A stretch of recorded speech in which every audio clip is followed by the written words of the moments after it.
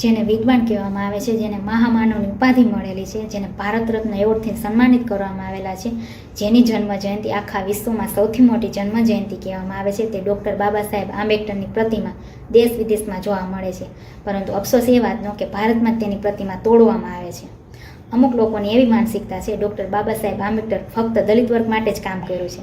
શું 100% આરક્ષણ ફક્ત દલિત વર્ગને જ આપવામાં આવેલું છે, બીજા કોઈ વર્ગને નથી આપવામાં આવેલું? સ્ત્રીઓને જે સમાનતાનો અધિકાર, મતદાનનો અધિકાર, સ્વતંત્રતાનો અધિકાર, મિલકતમાં સમાનતાનો અધિકાર, પ્રેગ્નન્સી દરમિયાન રજાઓ એ ફક્ત દલિત સ્ત્રીઓને નથી મળતી, તમામ વર્ગની સ્ત્રીઓને મળે છે.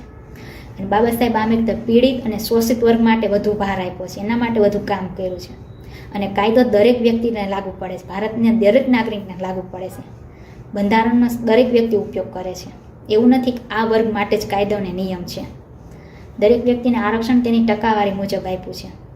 પણ આ સમાજ છે ને સ્વીકારવા તૈયાર નથી, કારણ કે બાબા સાહેબ આંબેડકર દલિત વર્ગમાં જન્મ લીધો હતો.